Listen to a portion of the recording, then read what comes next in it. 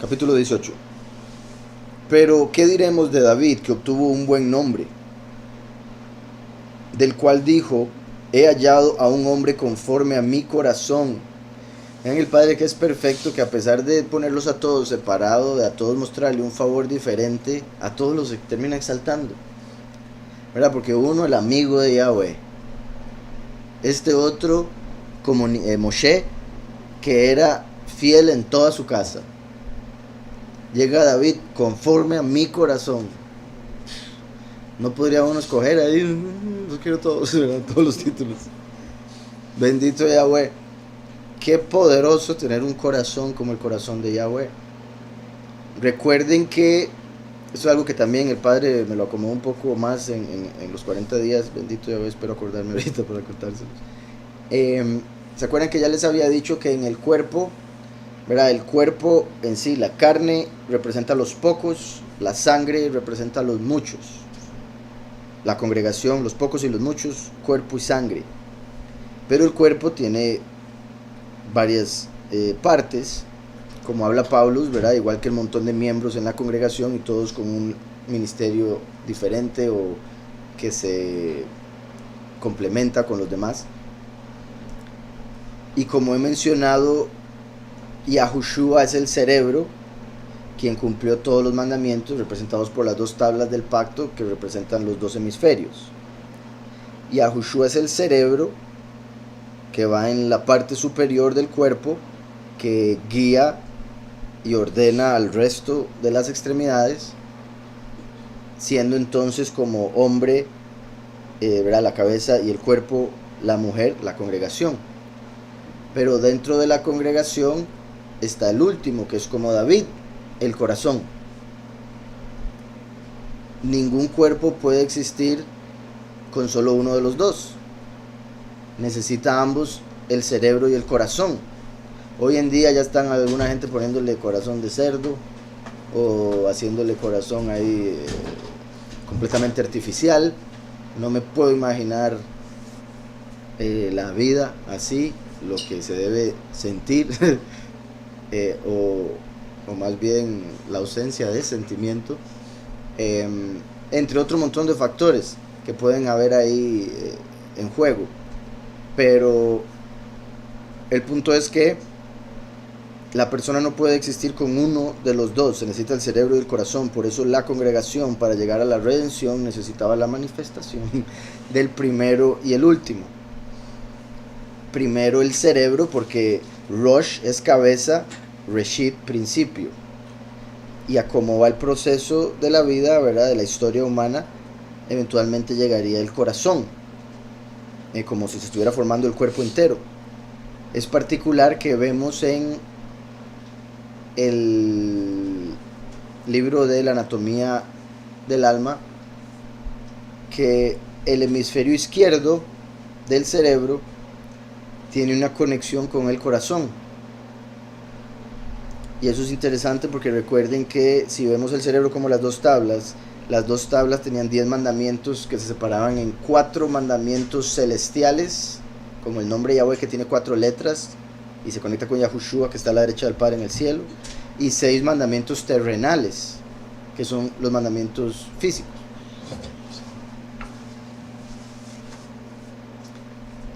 Los mandamientos terrenales que se conectan por ende con el último, y son 6, como el valor numérico de la letra Vav, que representa un hombre erguido y representa el día en que el hombre fue hecho, como el Hijo del Hombre. Los 4 mandamientos, como el cuarto día de la semana en que se hizo el sol, en que nació Yahushua, en que murió Yahushua, la luz del mundo. Y el último, como los 6 mandamientos, el hombre que viene en el 6º milenio, el Hijo del Hombre, hombre que fue hecho en el 6º día. Entonces, cuando vemos solo el cerebro como primero y último, el derecho es el primero, el izquierdo es el último. Y el izquierdo desciende como el corazón de la congregación, puesto que está conectado ahí. Después, bueno, ahí eso me llevaba a otros puntos que ahorita no recuerdo exactamente. pero nada más cierro con el hecho de que es también interesante, obviamente, cómo los pues la información del cerebro se le manda al resto del cuerpo, entre esos el corazón, para que el corazón bombee la sangre que lleve los nutrientes y todo lo demás al resto del cuerpo, como si son los muchos que sirven en el templo y que reciben las órdenes y la fuerza o el alma, porque recuerden que el alma está en la sangre, como para llevar a cabo el funcionamiento del resto del cuerpo o congregación. Por eso el corazón como rey, el cerebro como sacerdote. Bueno, sí, después, cuando lleguemos a esos versos o algo así, lo explico más a fondo de esto que está hablando del cerebro y el corazón. Más que todo porque la escritura habla de el necio que tiene el corazón en su mano izquierda.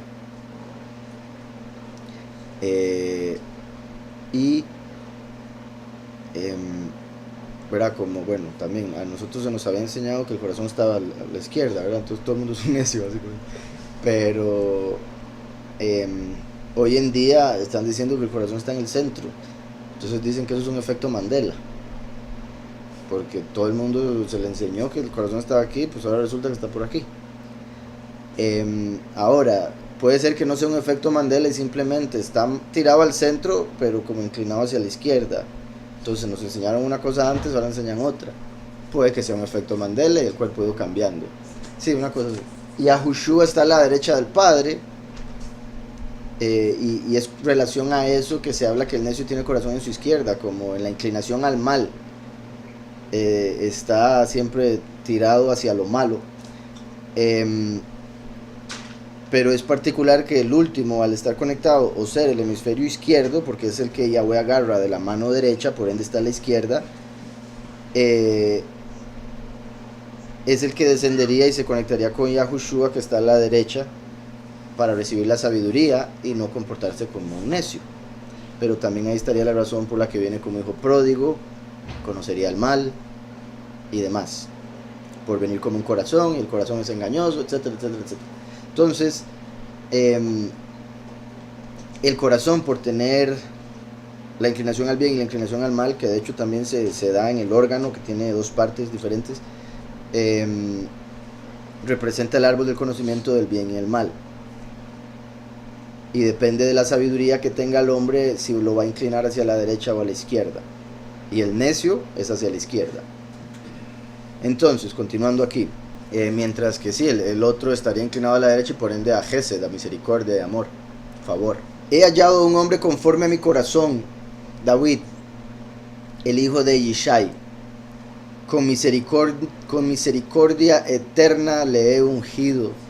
Bendito Yahweh por esas palabras, que Yahweh también se refiere al último, puesto que le promete que lo perdonaría.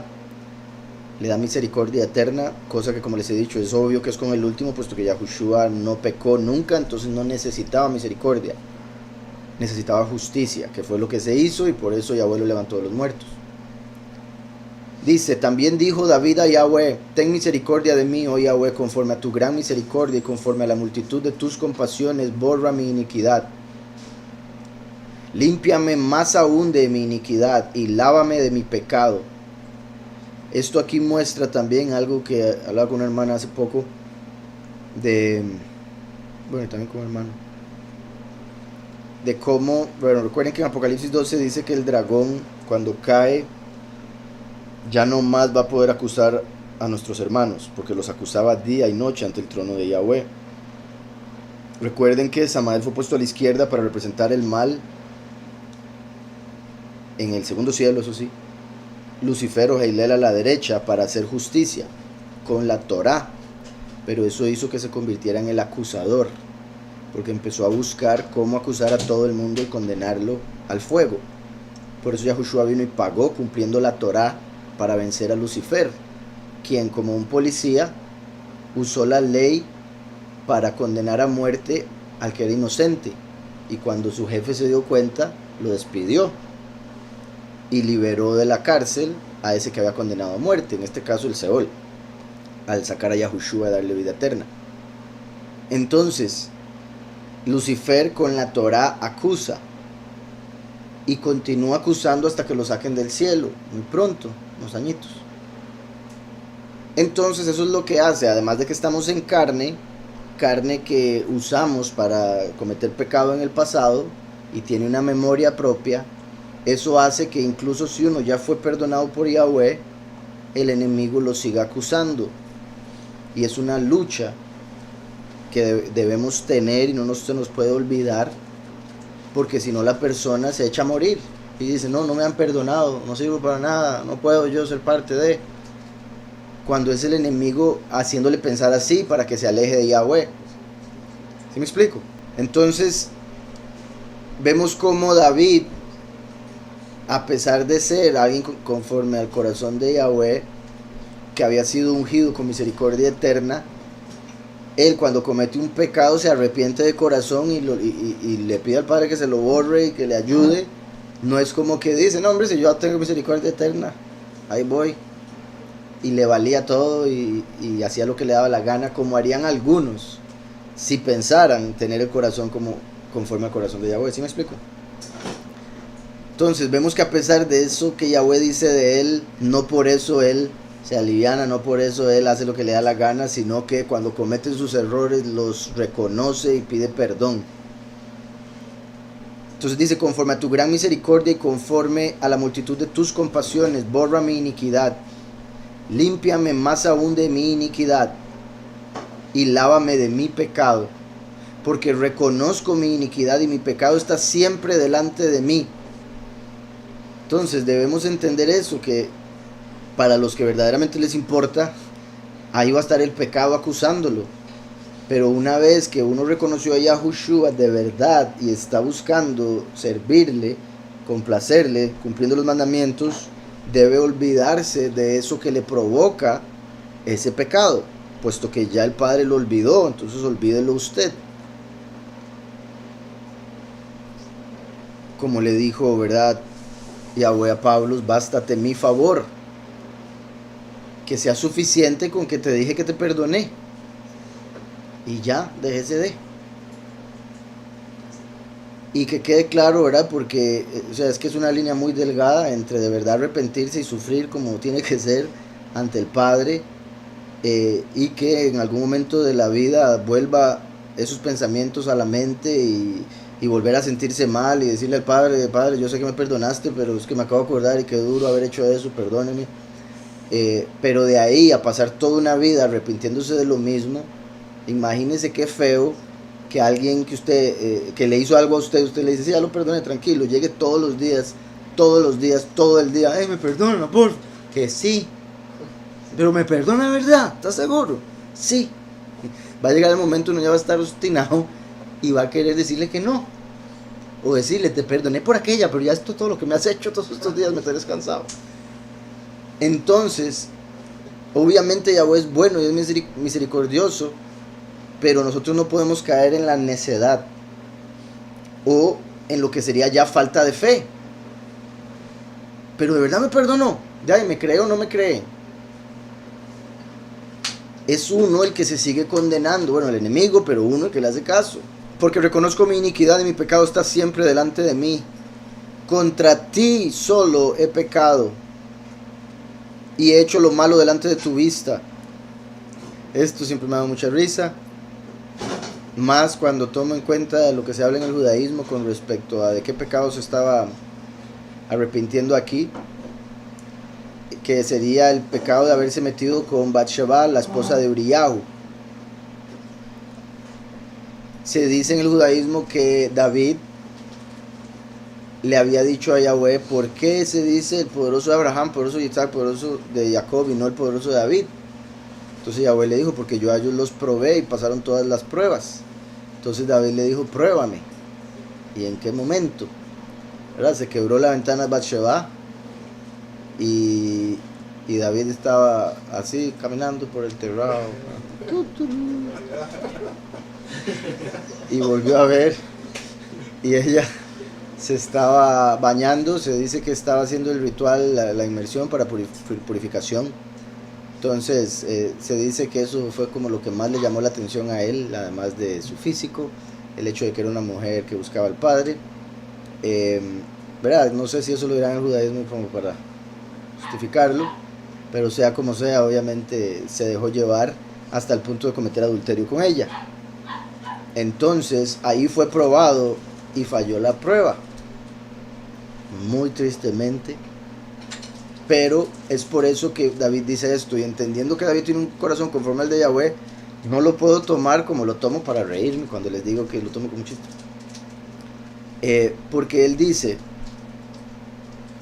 he hecho lo malo delante de tu vista para que tú seas justificado en tus palabras. ¿Verdad? Un impío carebarro estaría diciendo: me equivoqué solo para que usted quedara bien. O sea, yo me dejé llevar para que usted tuviera razón, ¿verdad? Pero no, aquí él está diciendo: no, yo entiendo que fallé porque no te debí cuestionar. Fallé porque te dije, porque yo no estoy entre Abraham, Isaac y Jacob. Si usted de fijo sabía el por qué. Y te dije que me probaras. ¿Y para qué? Mejor que Tito. Como les he contado también un montón de veces, una historia de esas que se me quedan siempre en la cabeza, de cuando empezamos la congregación, había un hombre que había llegado a la congregación que era ateo originalmente, empezó a creer con el desprograma y llegaba a los estudios y él me empezaba a contar de: uy, mira las señales que me ha mostrado el Padre, uy, sorprendente. Y yo, ¿verdad? Obviamente súper alegre por él, porque había sido ateo y ahora estaba súper creyente. Un día diciéndome que lo fuerte que se sentía, ¿verdad? Le digo yo: recuerde que la escritura dice que el que dice estar firme, que vea y no caiga, ten cuidado. Me dice: no, pero es que verás, yo estoy súper fuerte ahorita, yo le pido pruebas al Padre. Y yo: no haga eso, no le pida pruebas, ya es suficiente con las pruebas que vienen solas. No, pero es que yo me siento súper fuerte. Entonces, que le había pedido una prueba. Una semana después de esa conversación no volvió. Le apareció una mujer, se enamoró y hasta ahí llegó. Y ustedes saben que esa es el arma más fuerte que tiene el enemigo, las mujeres que se dejan usar por él. Y no hay nada más fácil para hacer caer a un hombre que una mujer. Entonces hay que tener mucho cuidado, ¿verdad? Lo digo por lo de Bathsheba, la esposa de Uría, y por lo de esta historia con este caballero. Y porque, ¿verdad? Como ya muchos están aquí, saben cuántas veces alguien viene aquí y se hace de novia y lo perdimos. O nunca lo hemos encontrado, ¿verdad? Porque sí, a veces es cosa seria, vienen con una, pues vienen con otra y pues vienen con otra. Y obviamente ahí ya tengo que entrar y hacer algo al respecto, porque tampoco es descaro. Y bueno, estoy diciendo eso porque me acordé de otro, del pasado.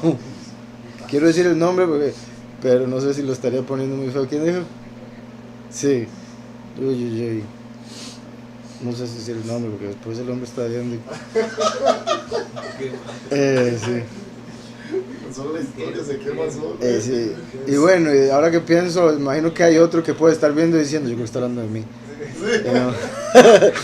Porque sí, han habido un par, ahora que lo pienso, uno más cercano a este tiempo. Pero no, me refiero a uno de hace muchos, el que se había dormido en Shavuot, en media oración, todo el mundo orando, y cuando llego donde él se siento roncando. Cosa seria, pero bueno. Entonces, lo digo para que los hombres tengan cuidado. Por un lado, para que las mujeres sean como la mujer prudente de Proverbios, la que es un regalo para su hombre, un regalo de Yahweh, y para que los hombres no se vayan tan fácilmente por unos ojos lindos o por un buen trato en sus inicios, porque eso cambia. Sí, pero para el rey eso no importaba, era más que todo, era la esposa de Uría. O sea, podía casarse con varias, ese es mi punto. Disculpen. El problema es que se metió con la de otro. Por eso fue que llegó Natán y le dijo una historia de un hombre que tenía un montón de ovejas. Podía escoger de donde quisiera. Y dijo: tráigame la oveja del vecino pobre. Entonces dijo: uy, a ese hombre hay que matarlo. Y Natán le dijo: ese eres tú. Teniendo a todas las mujeres del reino para escoger, escogiste la de un hombre que solo tenía una. Exacto, y lo juzgó bien. Él se dio cuenta que merecía muerte, pero la pagó su hijo. Primero él quería que Uría bajara y se acostara con su mujer para que pensara que el hijo que iba a tener era de él. Ya con eso es como, uy, qué torta. Entonces ya, y el hombre no quería irse a acostar con la mujer, Entonces David, uy, pero ¿qué hago con este hombre que no quiere con la mujer? Entonces le dijo a otro, bueno, después de decirle 2 veces que se fuera a dormir a la casa y él no lo hizo, ya le había desobedecido al rey. Y eso merecía muerte. Entonces, de una manera legal, estilo abogado de hoy en día, se zafó. Pero obviamente Yahweh es justo y por eso tuvo que pagar sea como sea. Porque si se zafó, puesto que le dio 2 órdenes a Brillá, no le hizo caso, merecía la muerte. Y en vez de matarlo como un rebelde, lo dejó morir en guerra, que era lo que un guerrero preferiría. Pero obviamente él, en su humanidad, tratando de decir, ¿cómo me zafo de aquí? Cuando no pudo zafarse, poniéndole el bebé a Brillá, entonces dijo, de ahí aquí va a ser que él muera y yo tomarla a ella. Y así fue. No, de fijo sí estaba pensando en el padre, solo que también en él. No solo en el padre, estaba viendo a ver cómo se zafaba, después veía qué hacía con el padre. Y volvemos a lo mismo, de fijo se había enamorado, ¿verdad? Y uno no piensa bien cuando está el corazón jalando más el cerebro que está conectado. Tras de eso la parte izquierda, que es la lógica, entonces el corazón venga para acá. Y estoy casi seguro, o sea, por eso lo dije con izquierdo, porque en lo que respecta al cerebro, Yahushua sería el derecho, el último el izquierdo. Y como el último es como David, tiene un corazón, es el corazón, entonces me parecía muy interesante esa conexión, por la que creo que así era, que era del lado izquierdo, como el que está sentado a la izquierda de Yahweh, que después descendería como el corazón, y de ahí que ambos estén conectados. Decía, límpiame más aún de mi iniquidad y lávame de mi pecado, porque reconozco mi iniquidad y mi pecado está siempre delante de mí. Contra ti solo he pecado y he hecho lo malo delante de tu vista, para que tú seas justificado en tus palabras. ¿Verdad? ¿Cómo le iba a ganar David a Yahweh? Un argumento. Entonces David está diciendo, yo pequé, para que quedara claro, quedara en evidencia en la historia que nadie lo puede a usted cuestionar. Y de hecho, ahora que lo pienso también, se puede conectar con cómo el corazón no debería cuestionar la lógica, el intelecto. Uno no se puede dejar llevar por la imaginación sin tener el intelecto como cabeza. Ahí es donde, ¿verdad?, pierde la cabeza la persona, como decía, muchas veces sucede en el amor. Entonces sería como el corazón, David, cuestionando a Yahweh, su cabeza, el cerebro. ¿Por qué yo no? ¿Verdad? Por las emociones. ¿Y por qué usted a mí no me dice tal cosa? Y el cerebro, porque lógicamente es así, así, así, el orden de las cosas. Y le dice, pruébeme a ver si yo no soy tan lógico. Y no lo fue. Entonces, dice, tú seas justificado en tus palabras y puedas vencer en tu alegación. ¿Verdad? Puedas vencer en tu alegato o argumento. Es por tanto llamado Torah Shebaal Peh, hablando del Talmud, la Torah oral, que recuerdan de la boca de Baal. Dice, por sobre estos miembros está la cabeza, en la cual Jokmah, que es sabiduría, es el cerebro derecho. Jokmah, recuerdan que he dicho que Yahushua representa Jokmah. El último es Binah, entendimiento, sabiduría y entendimiento, el inicio del pilar derecho e izquierdo, hemisferio derecho e izquierdo del cerebro. Jokmah, Binah.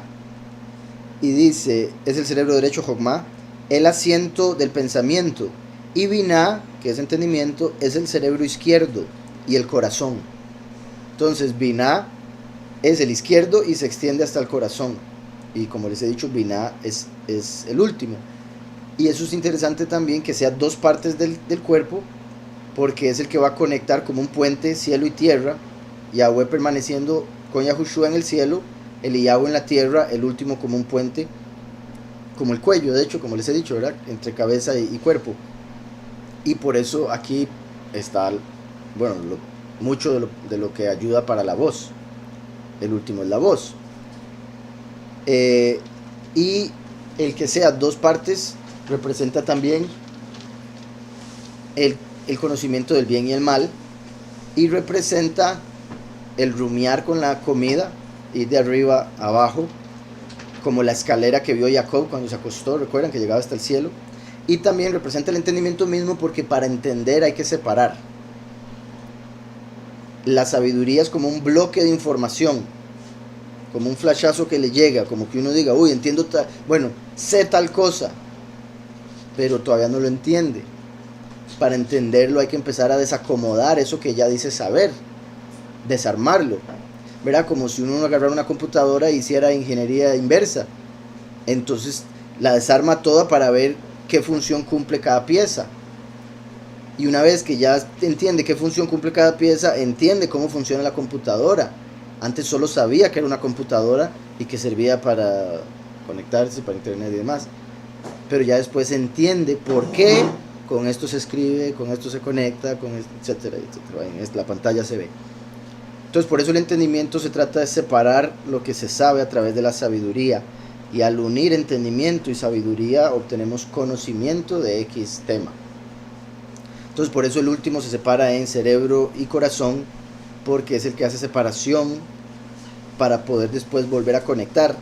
De ahí, de hecho, como hablo yo mucho con respecto a la escritura, el montón de puntos de la escritura que se conectan para poder entender algo más elevado.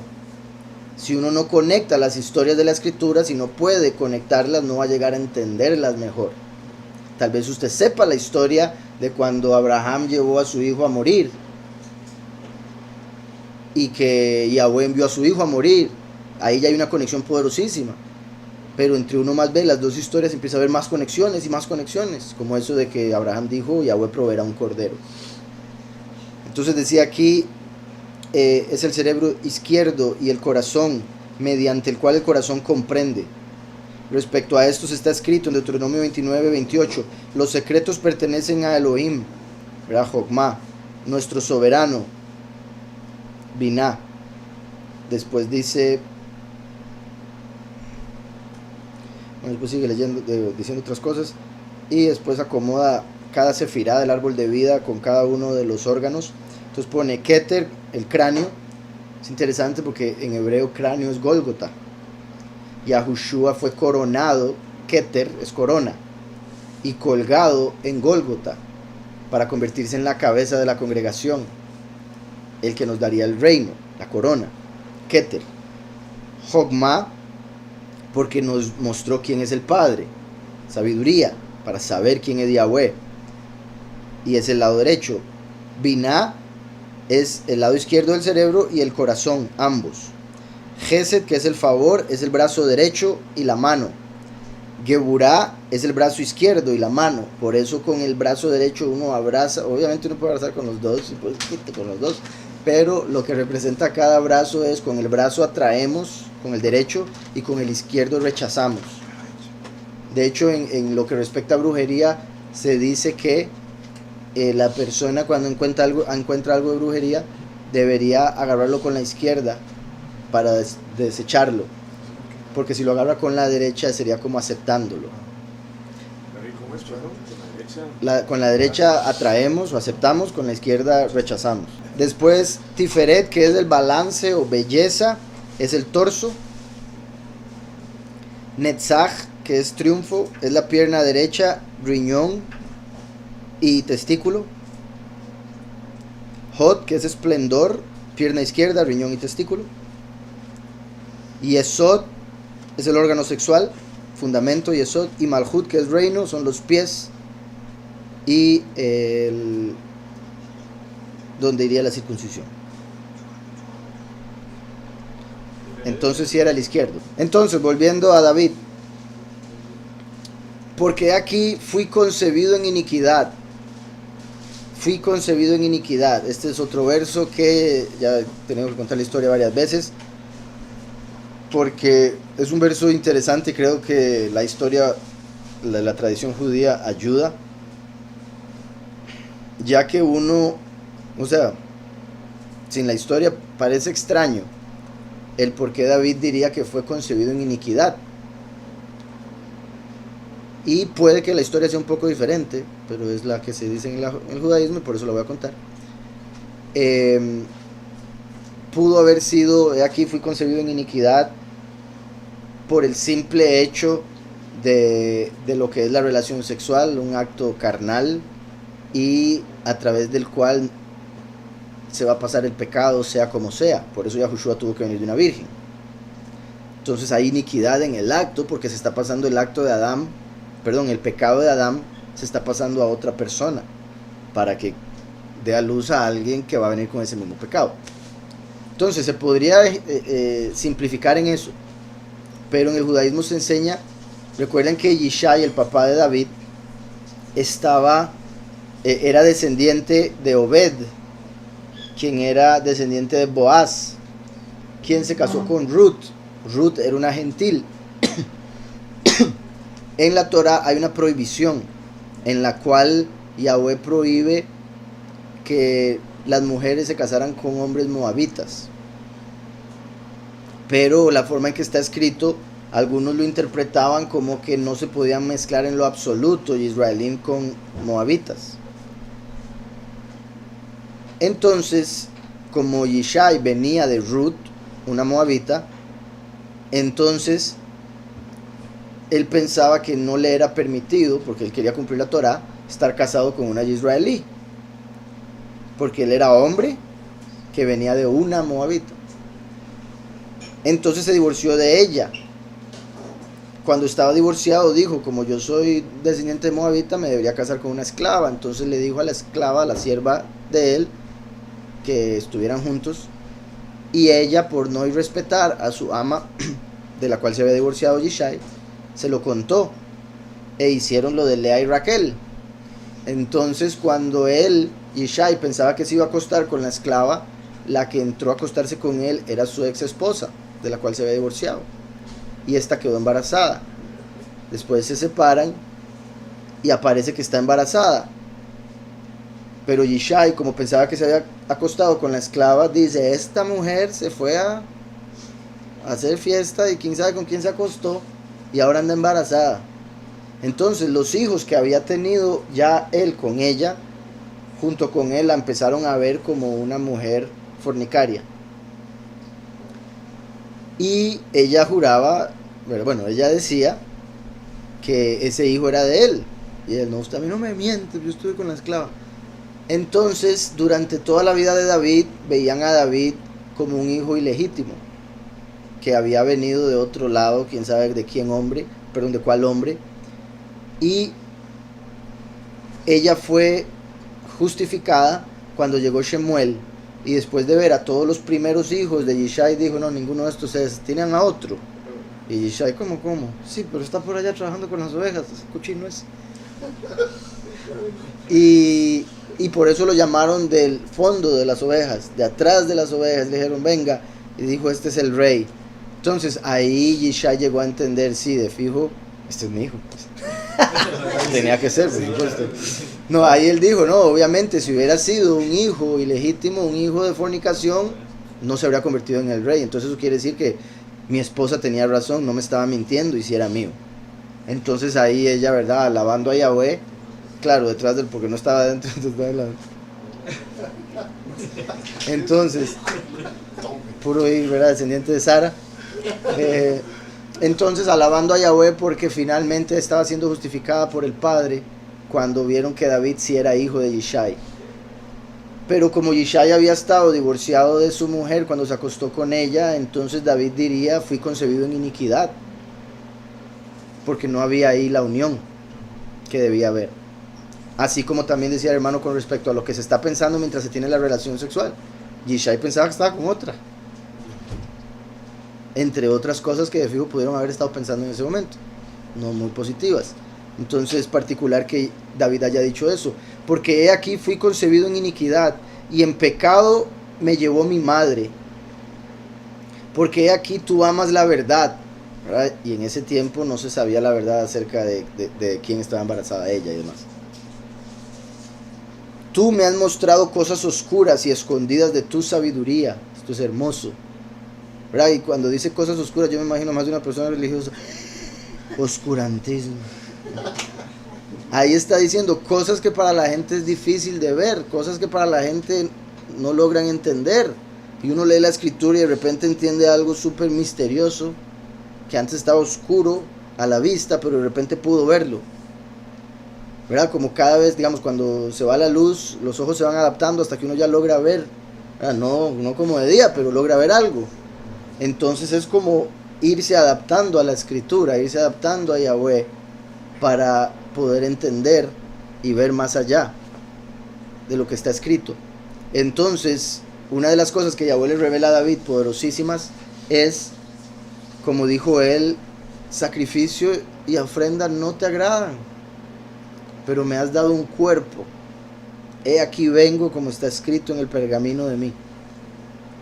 Sorprendente esas palabras, por un lado por lo profético con el primero y el último, pero por otro lado el que Yahweh le haya revelado a David mientras, bueno, incluso antes de que el templo fuera construido y se hicieran todos los sacrificios que se hicieron ahí, ya se le había revelado a David. A Yahweh no le gustan los sacrificios de animales ni son para él. Eso es algo sorprendente que el 90% de los creyentes hoy en día no lo entienden, por más que digan, sí, pues claro, ya los sacrificios se acabaron. No, es que no es que se acabaron, es que nunca fueron para él y eran un reflejo de algo más elevado, eso que no han entendido aún, o no han entendido por qué los sacrificios no eran para él, o por qué si no eran para él se tuvieron que dar, etcétera, etcétera. Pero todos esos son puntos que Yahweh, entre otras cosas, le reveló a David y que después nos revela a nosotros a través de lo que David escribe o otros profetas. Tú me has mostrado cosas oscuras y escondidas de tu sabiduría. Tú me rociarás con hisopo y seré limpiado. Tú me lavarás y pasaré a ser más blanco que la nieve. También vean como dice en futuro. Por un lado porque Yahushua se tenía que manifestar aún, pero por otro lado también porque mientras estemos en esta carne, todavía falta purificación. Y el último lavamiento va a ser en la muerte y resurrección de los que mueren, o en la transformación de los cosechados. Tú me lavarás y pasaré a ser más blanco que la nieve. Tú me harás oír gozo y alegría. Gozo y alegría, primero y último. Hay dos términos, ¿verdad? Como aquí, gozo y alegría en español, que uno se conecta con el término Mashiach y el otro se puede conectar con la venida del último. Los huesos que han sido humillados se regocijarán. Aparta tu rostro de mis pecados y borra todas mis iniquidades. Hazme un corazón limpio dentro de mí, oh Yahweh, y renueva un ruach recto en mis entrañas. Renueva un ruach recto en mis entrañas. ¿Verdad? Es algo, bueno, obviamente todo lo que está diciendo aquí es algo que uno podría orar y decirle al Padre, pero obviamente poniéndose uno como el que de verdad lo siente y lo pide, no nada más repitiendo lo que David dijo.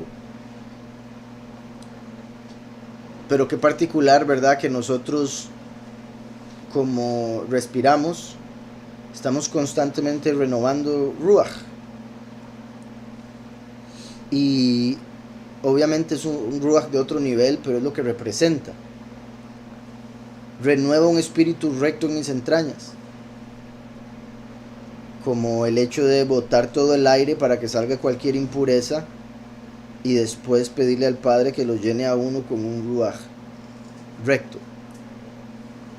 No me eches de tu presencia y no me quites tu apartado espíritu, tu Ruach HaKodesh. Restáurame el gozo de tu salvación. También vean la comparación entre renueva un espíritu recto en mis entrañas, como diciendo, el espíritu que le ha dado vida a este cuerpo, por favor cámbiemelo por uno mejor. Y por favor no me quite la Ruach HaKodesh, que ese ya es el Ruach de él que nos da entendimiento. Dos espíritus diferentes, es el punto. El primero es el que más se conecta con el que respiramos, que es el espíritu de vida temporal.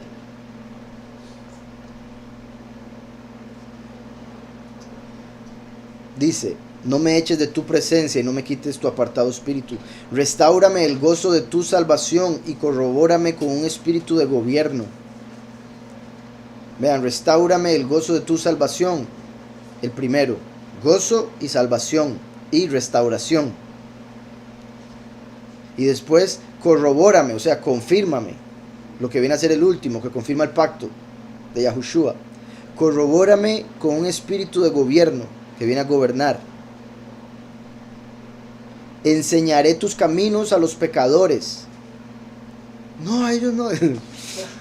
Enseñaré tus caminos a los pecadores, obviamente para que salgan del pecado, para que sepan cómo salir del error, aquellos que de verdad quieren.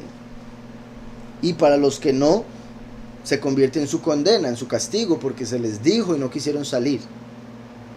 Entonces al final se les tiene que enseñar a todos. El punto es no darle perlas a los cerdos. Entonces cuando usted ve que la persona actúa como un cerdo, entonces ahí se detiene y no le da más información que puede usar en contra del Padre o en contra de sí mismo blasfemando.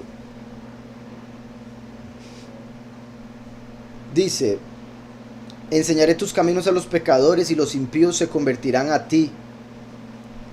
Líbrame, soberano. Tú abrirás mi boca. Esto es importante, tú abrirás mi boca. Bendito Yahweh, he hablado con algunos hermanos y hermanas, no muchos, pero sé que debe suceder con más de los que ya he hablado, que me han comentado cómo Yahweh los ha estado usando, ya sea para aconsejarle a alguien o para predicarle a alguien, y que muchas veces se cuestionan de, uy, ¿qué voy a decir? ¿Cómo lo voy a decir? Pero cuando ya empiezan a hablar se dan cuenta que las palabras fluyen. Y ahí, ¿verdad? Es donde uno tiene que decir, Padre, bendito seas por usarme porque sé que eres tú, en vez de decir, no, ya estoy listo. Yo preocupándome. Que es ahí donde ya ¿verdad? Empieza a caer la persona y se deja llevar por el orgullo y demás. Dice, restáurame el gozo, ya lo había dicho, enseñaré tus caminos a los pecadores y los impíos se convertirán a ti.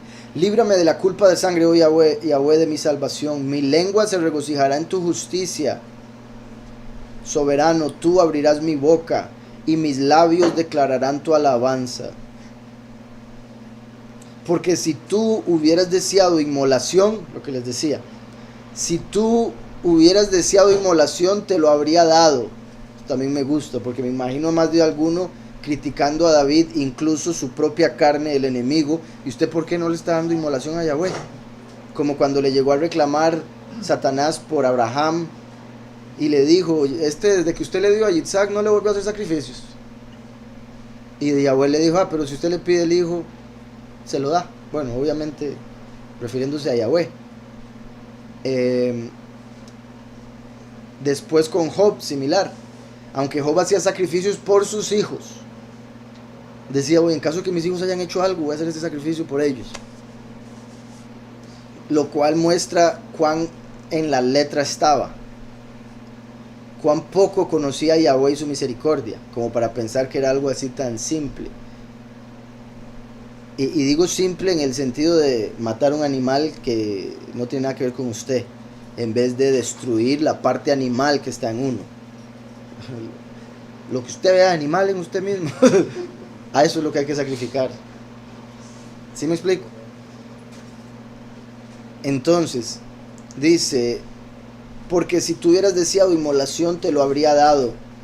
De holocaustos enteros no te agradas.